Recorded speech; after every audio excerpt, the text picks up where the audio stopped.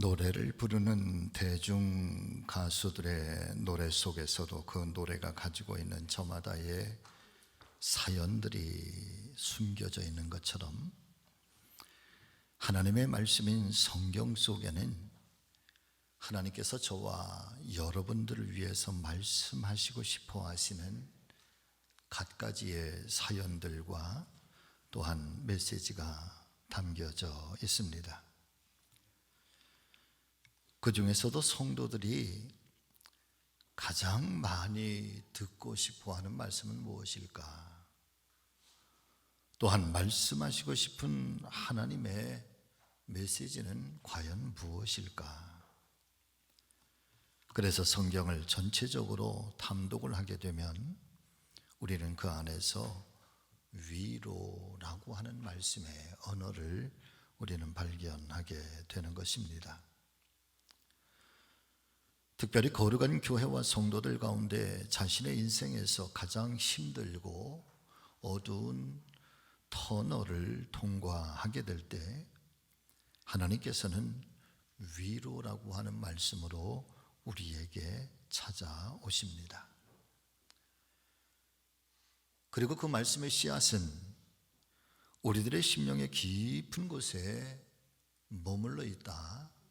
어느 날 드디어 하나님의 때가 되었을 때 반드시 꽃을 피우고 열매를 맺어서 우리들로 하여금 다시 소생하게 만들어 주실 뿐만 아니라 우리들로 하여금 이전과는 전혀 다른 새로운 인생을 살게 하시는 은혜와 축복을 베풀어 주시는 것입니다. 오늘은 함께 봉독하신 이 고린도후서 1장 3절 이하의 말씀을 본문으로 여러분 같이 하시죠. 주님 품에 내 상처를 묻으면 위로의 꽃이 핍니다. 이 말씀의 제목으로 함께 은혜를 나누려고 하는데 아무쪼록 오늘 아침에 위로의 하나님 만나시는 귀한 아침이 되시기를 예수님의 이름으로 축원을 드립니다. 자, 첫 번째는 말씀하신 대로 하나님은 모든 위로의 하나님이십니다. 3절과 4절의 말씀을 보면은 바울은 하나님에 대해서 이렇게 우리에게 소개를 해주시고 있습니다. 찬송하리로다. 그분은 우리 주 예수 그리스도의 하나님이시요 자비의 아버지시요 모든 위로의 하나님이시며 우리의 모든 환난 중에서 우리를 위로하사 우리로 하여금 하나님께 받는 위로로서 모든 환난 중에 있는 자들을 능히 위로하게 하시는 이시로다. 사랑하는 우리 성지가족 여러분, 먼저 우리 하나님은 위로하시는 하나님이시라는 사실을 분명하게 믿으시고 저와 여러분들의 이 삶 속에서 매 순간마다 이 위로하시는 하나님을 경험하고 만나는 그런 놀라운 은혜가 함께 하시기를 주의 이름으로 축복합니다. 시편 50편 15절의 말씀을 보면은 환난 날에 나를 부르라. 내가 너희를 건지리니 네가 나를 영화롭게 하리라. 또 시편 91편 14절 이하의 말씀에 보면은 하나님이 이르시되 그가 나를 사랑한즉 내가 그를 건지리라. 그가 내 이름을 안즉 내가 그를 높이리라. 그가 내게 간구하리니 내가 그에게 응답하리라. 그들이 환난 당할 때에 내가 그와 함께하여 그를 건지고 영화롭게 하리라. 내가 장수함으로 저를 만족케 하며 나의 구원으로 보이리라. 이렇게 말씀하시면서 하나님께서는 특별히 위로의 하나님이신데 어떤 때의 위로의 하나님이신가? 우리의 환난 중에 있을 때 우리를 위로하시는 하나님. 내 이름을 안즉 내가 그를 높일 것이고 나에게 간구하리니 내가 그에게 응답하리라. 특별히 그들이 환난 당할 때에는 홀로 고아처럼 있지 않게 하시고 반드시 내가 그와 함께하여 그를 건지고 영화롭게 하리라. 그러시면서 하나님께서 우리에게 늘 들려주시는 말씀 강하고 담대하여라. 내가 어디를 가든지 내가 너를 지킬 것이고 내가 너를 보호할 것이고 내가 너와 함께 할 것이며 내가 너를 인도하여 주시리라. 나는 너의 하나님이기 때문이다. 사랑하는 성도 여러분, 하나님께서는 우리의 눈물을 닦아주시고 특별히 우리의 아픔의 상처들을 어루만지시는 분이신 것을 믿으실 수 있기를 바랍니다. 하나님은 나의 고통에 동참을 해주시고 함께 울어주시는 분이시라고 증거해 주시고 있습니다. 우리가 이 하나님 때문에 웃게 되는 이 행복한 웃음이 하나님께서 우리에게 베풀어 주신 은혜의 선물인 것처럼, 그런데 놀랍게도 아이러니하게 우리의 눈물 또한 하나님께서 우리에게 주신 사랑의 선물이라는 것입니다. 눈물도 사랑의 선물이라는 것이죠. 그래서 울고 싶을 때 특별히 우리의 마음이 닿는 대로 여러분 많이 우실 수 있기를 바랍니다. 그런데 중요한 것은 그저 세상 속에서 홀로 버림받은 것처럼 외로워서 탄식의 눈물이 아니라 여러분 예수님 품 안에서 우는 그런 눈물이 되시기를 주의 이름으로 축복합니다. 히브리서 5장 7절의 말씀을 보면은 이런 말씀이 있는데, 그는 육체에 계실 때에 자기를 죽음에서 능히 구원하실 이에게 심한 통곡과 눈물로 간구하여 그 소원을 올려드렸고, 그런 그의 경건하심으로 말미암아 들으심을 응답을 얻었다. 여러분, 이 말씀은 바로 우리 주님 예수 그리스도의 기도를 말씀해 주시고 있는 내용인데, 이 말씀 속에서 예수님께서도 울고 싶으셨을 때 눈물을 흘리셨는데 특별히 아주 심한 통곡과 눈물로 간구와 소원을 하나님 아버지께 올려드리셨다. 그렇게 성경은 말씀해 주시고 있는 것이죠. 위로라고 하는 말에는 두 가지의 의미가 담겨 있는 것을 사전적으로 찾아보게 됩니다. 첫 번째는 몸이나 마음의 괴로움 또 그 피로가 풀어지도록 좋은 말과 행동으로 아주 따뜻하게 대해주는 아주 실천적인 실제적인 모습을 말씀해 주시고 있고, 또 다른 의미의 두 번째는 괴로움이나 슬픔을 당했을 때 달래어 주어서 여러분 그로 하여금 희망을 얻게 하는 것. 한마디로 말씀을 드리면 위로는 마음을 어루만져 주는 것입니다.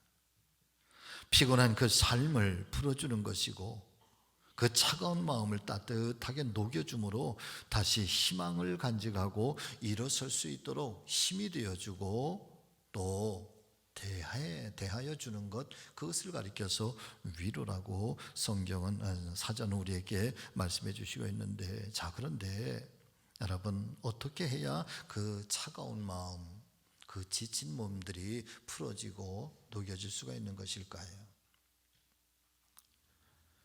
시편 31편 9절의 말씀을 보니까 다윗이라고 하는 사람, 이 영화로운 사람이, 이 영광의 사람이 한때 아주 지독한 고통을 당하고 그의 삶이 아주 처참한 그런 환경 중에 있을 때 그가 고백하고 있는 탄식의 시인데, 이 탄식의 시를 여러분 한번 보세요. 여호와여, 내가 고통 중에 있사오니 나에게 은혜를 베푸소서. 내가 근심 때문에, 여러분 같이 하십니다. 나의 눈과 나의 영혼과 나의 몸이 쇠하여졌나이다. 쇠약해졌다. 근심이 나를 사로잡으니, 이 고통이 나를 사로잡으니 눈도 쇠하여지고 영혼도 쇠하여지고 몸도 쇠하여졌다. 다윗이 고백하는 이 말씀을 보면은 이 험난한 인생을 살아가면서 아무런 상처 없이 사는 사람은 단 한 사람도, 이 세상 속에 단 한 사람도 없을 것이라고 하는 그런 의미인 것입니다. 때때로 그런 상처, 그런 아픔, 그런 고통들이 나의 원수들 때문에 받는 그런 상처, 아픔, 고통도 있겠지만은, 그러나 때로는 여러분, 내가 가장 사랑하는 사람에게서 받는 그런 경우도 있고, 때로는 우리 자신의 스스로의 잘못 때문에 받는 힘겹고 어려운 고통의 그런 일들도 있지만, 그러나 어떤 때에는 부당하게 고난을 당해서 억울함으로 당하는 경우도 있는 것입니다. 자, 그런데 중요한 것은 어떤 과정 중에 있었던지 그 마음, 그 상처들이 적절한 때에 어떤 한순간에 위로를 받아야 되는데, 위로를 받고 그 상처들이 나음을 얻어야 되는데, 그런데 위로받지 못하면 자칫 파괴적이면서 비극적인 결과를 가져올 수 있게 되는 것입니다. 특별히 어린 시절에 받았던 상처들을, 그런 것들이 위로받고 나음을 얻지 못하면 일평생 살아가는 동안에 그것이 마음속에 쌓여지게 되고, 그것은 결국 사회생활을 하는데 거대한 장애물이 돼서 내 인생을 여러분 행복으로 만들어가는데 얼마나 큰 방해꾼이 되는지 모릅니다. 우리가 지금 특별히 사랑하는 자녀들을 위해서 부모님들의 특별한 기도회를 우리가 갖고 있습니다만은, 유독 우리 대한민국의 사람들 가운데 여러분 놀라지 마세요. 어린 시절에 아버지에게로부터 받은 상처들이 얼마나 많은지 모른다는 거예요. 그래서 이 아버지 학교 굉장히 좋은 프로그램이라고 생각을 하는데, 이 아버지 학교에 개회하는 첫 번째 날 첫 시간에 함께 모이면 자기 소개를 합니다. 어떻게 이 아버지 학교를 오게 되었습니까? 뭐 등등의 이야기를 하는데, 아내가 저를 억지로 보내서 어쩔 수 없어 끌려서 왔습니다, 그러는 분들도 있고요. 또 가정을 생각하면서 한번 내가 좀 변해보고자 그렇게 찾아왔다 하시는 분들도 있는데, 어쨌든 그런 자기소개의 첫 시간이 지나고 나면 그 다음에 가장 먼저 아버지에 관한 나의 추억을 그렇게 기록하는 시간이 있습니다. 아버지와의 화해의 시간이죠. 그 중에는 현재 아버지께서 생존해 계시는 분들도 있고, 심지어는 아버지께서 먼저 세상을 떠나셔서 계시지 않은 그런 분들도 있는데, 그런데 100이면 99 정도, 여러분 그 아버지 학교의 첫 시간부터 자신의 아버지를 추억하고 아버지를 생각하면서 눈물을 펑펑펑펑, 막 닭똥 같은 눈물을 툭툭툭툭 흘려. 그런데 그 눈물을 흘리면서 가장 첫 번째 이 아들들이, 이제 아버지가 된 이 아들들이 고백하는 첫 얘기가, 나는 아버지가 미웠다는 거예요. 아버지가 미웠다는 거예요.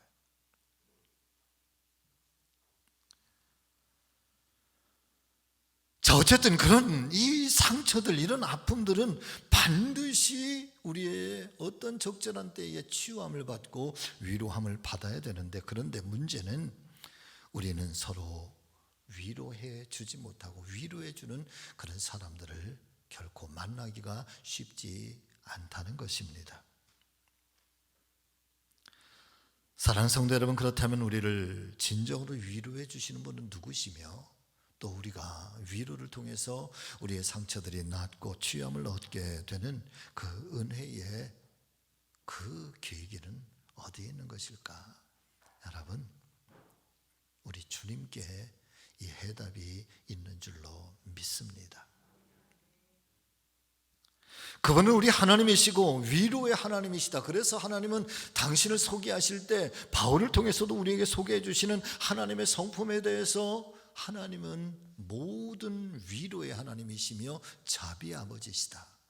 특별히 환난 중에 있을 때 우리를 위로함을 통해서 우리를 회복시켜 주시는 그런 하나님이시다. 특별히 보혜사 성령 하나님은 위로의 영이시고 우리를 돕는 분이시며 우리의 변호자가 되시고 우리의 진정한 위로자가 되시는 분이라고 예수님께서도 소개를 해주시고 있는 것이죠.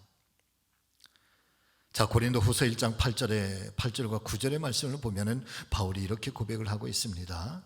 여러분 이 말씀 한번 같이 읽어보실까요? 자, 시작. 형제들아, 우리가 아시아에서 당한 환난을 너희가 모르기를 원하지 아니하노니 힘에 겹도록 심한 고난을 당하여 살 소망까지 끊어지고 우리는 우리 자신이 사형 선고를 받은 줄 알았으니 이는 우리로 자기를 의지하지 말고 오직 죽은 자를 다시 살리시는 하나님만 의지하게 하심이라. 자, 이 말씀을 보면 사도 바울은 심지어 살 소망까지 끊어질 정도로 극심한 환난을 당하였다 고백하고 있습니다. 마치 사형 선고를 받은 것 같은 고난과 시련을 겪고 있습니다. 그런데 그런 상황 속에서 이제 자신을 살릴 수 있는 분, 그분은 오직 하나님 한 분뿐이라고. 사랑하는 성도 여러분들의 바울이 얼마나 똑똑한 사람입니까?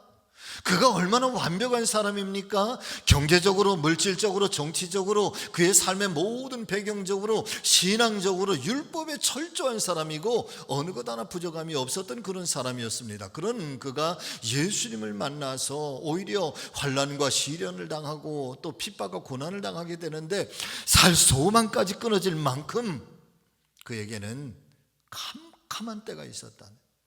그러면서 그때에 이 바울이 아주 철두철미하게 깨닫게 되는 것은, 아하, 사람의 생애 속에는 불가항력, 나의 힘 가지고 풀어낼 수 없는 그런 어둠의 때가 있는 거구나.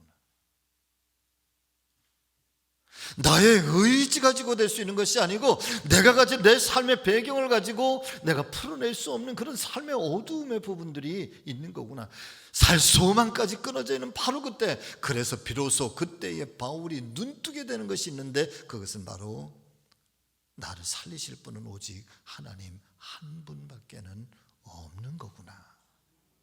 그래서 비로소 하나님을 향하여 눈을 뜨게 되는 것이고 그 하나님 앞에 자기를 쳐서 복종하게 되는 것.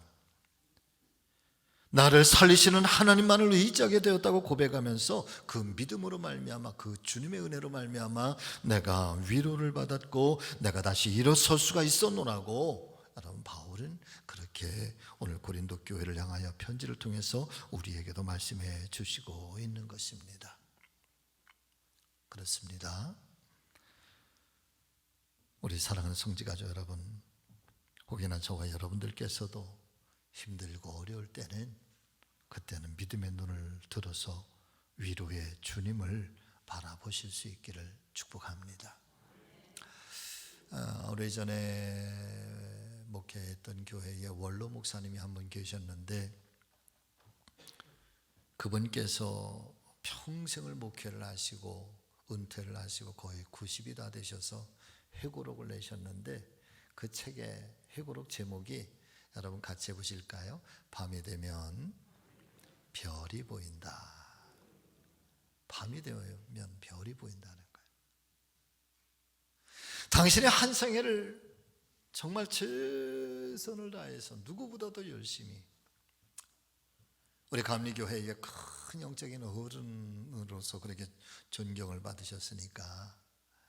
그런데 그분께서 당신의 살아온 당신의 삶의 뒤안길을 가만히 살펴보니까 참 캄캄한 밤과 같았다는 거예요.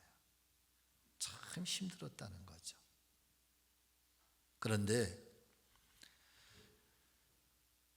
이제 세상을 떠나서 하나님께로 돌아갈 그 얼마 남겨놓지 않은 시점에 당신의 그 삶의 순간순간들을 쭉 회상을 해보고 나니 여러분 한 가지 깨닫게 되는 것이 있었는데 그 어둠의 때에 비로소 나는 별을 볼 수가 있었다는 겁니다. 어두웠기 때문에 별을 볼 수가 있었다는 거예요. 어두웠기 때문에 그 어둠 속에서도 반짝이는 별이 있는 것을 깨달았다는 거죠. 때때로 우리 하나님의 눈에 보이지 않는 것 같아서 마치 그 하나님이 나와 멀리 있는 것 같아서 내 삶이 어둠 속에서 그렇게 방황하는 것처럼, 그렇게 힘겨워하는 것처럼, 나는 그렇게 지쳐있을 때, 그렇게 한숨을 쉬고, 그렇게 여러분 내가 눈물을 흘리고 있을 때 나는 그때가 캄캄한 밤인 줄 알았는데, 여러분 이제 비로소 깨닫는 것은 그때에 하나님은 밝은 별처럼 오히려 나에게 가까이 오셨고, 그리고 그 속에서도 여러분 내 인생의 길을 그렇게 이끌어 주셨노라고. 그래서 그 책의 제목이 밤이 되면 별이 보인다는 거예요. 여러분 우리 모두에게도 별이 보이시기를, 그런 하나님이 보여질 수 있기를 예수님의 이름으로 축원합니다. 축복합니다. 송명이라고 하는 시인이 여러분 이런 시를 쓰고 있습니다. 나의 주님 상처에 내 상처를 묻으면 내 주님 그 아프신 가슴에 내 아픔을 달래리라. 송명이라고 하는, 참 여러분 아시잖아요. 이분이 어떤 고난에 그렇게 삶으로 태어나서 움직이지도 못하고 그런 정말 가장 비참한 그런 생애로 태어나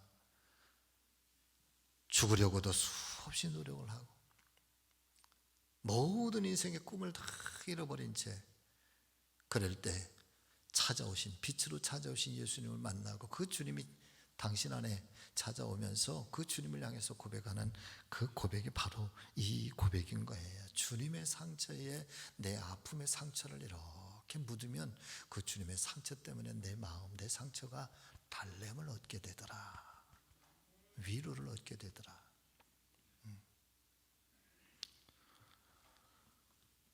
사랑 믿음의 성도 여러분, 지금 내가 힘든 인생을 살아가시고 있다고 해서 결코 부끄러워하지 마시기를 바랍니다.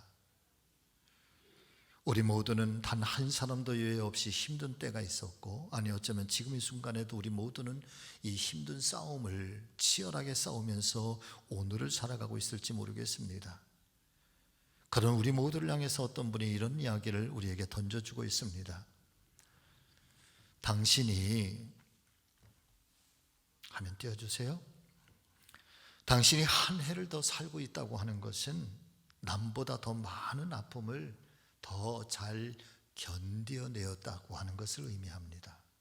그러므로 지금 힘든 싸움을 하며 열심히 살아가고 있다는 것만으로도 자기 자신을 더욱더 대견하게 여기십시오.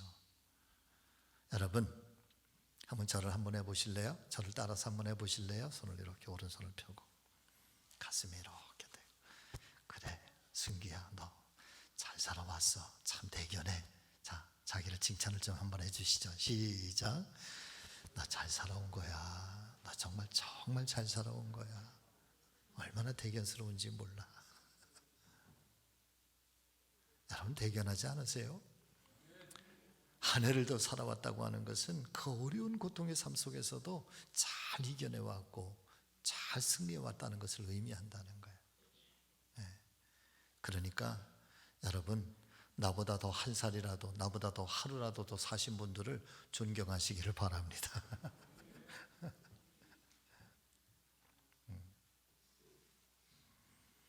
우리 하나님은 위로하시는 하나님. 혹여나 오늘도 우리 모두의 지치고 상한 심령들이 오늘 아침에 이 말씀 속에서 큰 위로하심을 얻고 이 성전문을 나설 때 여러분 마음의 은혜와 평강으로, 담대함으로 이 성전문 나서시는 우리 사랑, 우리 모든 성지 가족들 되시기를 예수님의 이름으로 축원합니다. 자, 두 번째는 위로받은 자는 이제 위로하는 자가 되시라 라고 하는 것이죠. 자, 6절과 7절의 말씀인데 또 이 말씀 같이 읽어보실까요? 우리가 환난당하는 것도 너희가 위로와 구원을 받게 하려는 것이요, 우리가 위로를 받는 것도 너희가 위로를 받게 하려는 것이니 이 위로가 너희 속에 역사하여 우리가 받는 것 같은 고난을 너희도 견디게 하느니라. 너희를 위한 우리의 소망이 견고함은 너희가 고난에 참여하는 자가 된 것 같이 위로에도 그러할 줄을 알미라. 위로에도 그러할 줄을 알미라.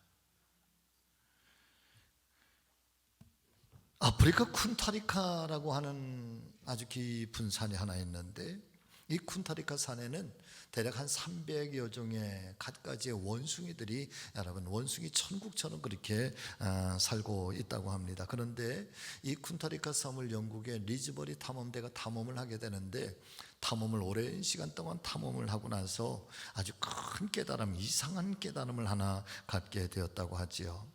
첫 번째는, 어느 날 아침에 보니까 온 산이 떠나갈 듯이 그 섬에 있는 모든 원숭이들이 말이에요, 깍깍 하는데, 사람들이 들어도 굉장히 고통스러워서 비명을 지르는 듯한 그런 소리가 이렇게 전달이, 그 느낌이 전달이 되더라는 거죠. 이유를 알아보니까 지도자격인 원숭이가 세상을 떠났기 때문이라는 거예요. 두 번째는 부부 원숭이가 서로 얼굴을 마주보고 서로를 막 쓰다듬고 있는데, 그런데 처음에는 이 부부 원숭이가 서로 사랑을 함께 나누는 줄 알았더니 알고 보니까 눈물을 닦아주고 있더라는 거예요. 서로가. 새끼가 죽은 거예요. 그 새끼가 죽은 그 아픔을 원숭이 부부가 함께 마주 앉아서 눈을 서로 닦아주면서, 눈물을 닦아주면서 위로를 하고 있는 것이죠. 그리고 세 번째는 원숭이 한 마리가 막 커다란 구렁이에 칭칭 감겨서 죽어가고 있는데, 이를 본 수십 마리의 원숭이들이 달려들면서 돌을 던지고 구렁이와 싸우게 되는데, 그런데 이 원숭이를 구하지 못했다고 합니다. 그러더니 다른 모든 원숭이들이 나무 위에 올라가 거꾸로 다 매달리면서 아프게 슬프게 꺼이꺼이 울면서 그 동료의 죽음을 애통해 하더라는 거죠. 그러면서 이 리즈버리 탐험대가 들려주고 있는 메시지가 있는데, 세상의 모든 짐승들도 슬픔이 있고 그 슬픔 속에는 위로하는 그들의 언어가 있더라는 거예요. 위로하는 그들의 몸짓이 있다는 거죠. 그런데 사람이 또 다른 사람의 슬픔이나 어려움에 위로할 줄 모르고 참여할 줄 모르고 자기만을 위해서 살아가는 사람들이 세상에 얼마나 많은지 모른다는 거예요. 그래서 영국의 격언 중에, 여러분, 20세기에 새로 등장한 격언이 있는데, 자기만을 위하고 남의 슬픔과 또 남의 아픔을 위로할 줄 모르는 사람들은 저 아프리카의 쿤타리카 산으로 보내라. 원숭이보다 못하다는 거죠.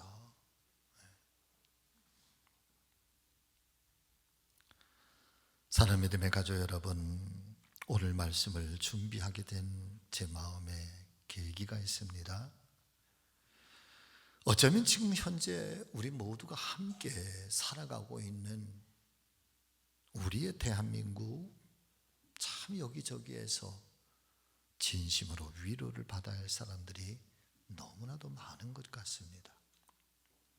불과 얼마 전에 이태원에서 발생한 이 국가적인 대참사, 또다시 젊은 어린아이들이 그렇게 희생을 당해야 되고 세상을 떠나야 되고 인생의 꽃도 피워오지 못하고, 그런 희생자들, 그분들의 유가족들은 물론이고, 우리가 함께 살아가는 이 지구촌 곳곳에 지금 이 순간에도 가시적으로 기사화되지 않는 이 수많은 슬픔과 고통의 일들이 너무나도 많이 발생하고 있는 것입니다. 그러지 않아도 지난 몇 년 동안 코로나로 인해서 다들 힘겨웠는데, 또 막 다이너마이트가 폭발하는 것처럼 이런저런 그런 고통의 일들이, 그런 슬픔의 일들이 여기저기에서 터져나오기 시작하면서, 여러분, 의미는 조금씩 다를 수는 있겠지만 현재를 살아가고 있는 모든 대한민국의 국민들은, 여러분, 트라우마를 겪고 있다는, 트라우마. 어제 한 칼럼을 보니까 지금 대한민국은 말로 표현할 수 없는 슬픔의 트라우마를 갖고 있다.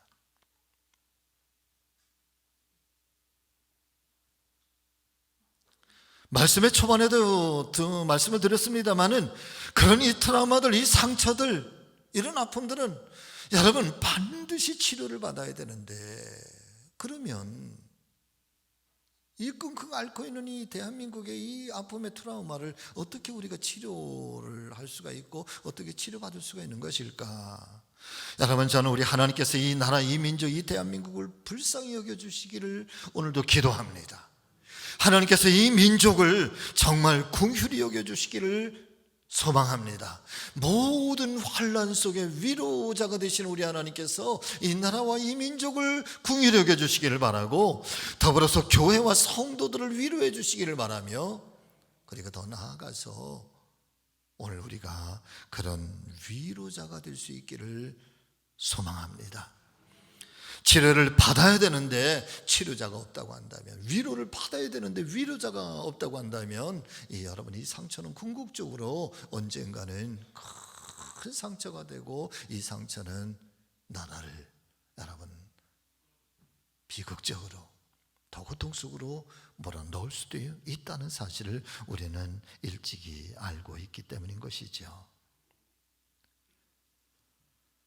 사랑하는 우리 성도 여러분, 특별히 우리 믿음의 가족 여러분, 저는 오늘 아침에 먼저 이 말씀, 이 찬양, 이 은혜로 말미암아서 저와 여러분들이 먼저 주님의 위로하심을 받으시는 우리 성도들이 되시기를 예수님의 이름으로 축복합니다.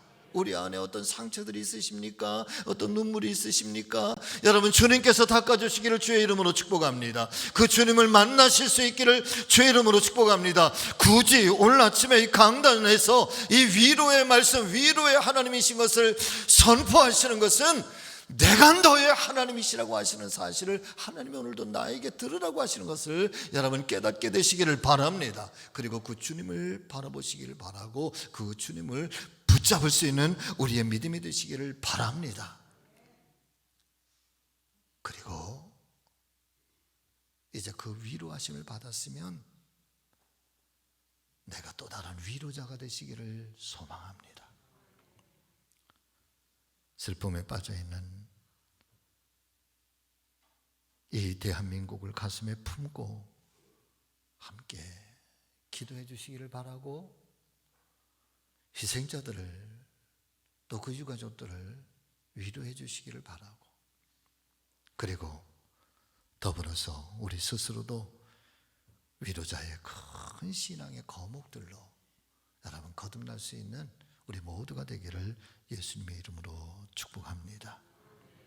이사야 40장 1절의 말씀을 보니까 너희의 하나님 이르시되 너희는 위로하라, 내 백성을 위로하라, 위로하라. 할렐루야. 40장 9절의 말씀을 보니까 여러분 같이 읽습니다. 아름다운 소식을 시온에 전하는 자여 너는 높은 산에 오르라. 아름다운 소식을 예루살렘에 전하는 자여 너는 힘써 소리를 높이라. 두려워하지 말고 소리를 높여 유다의 성읍들에게 이르기를 너희의 하나님을 보라 하라. 너희의 하나님을 보라 하라. 여러분, 하나님을 보세요.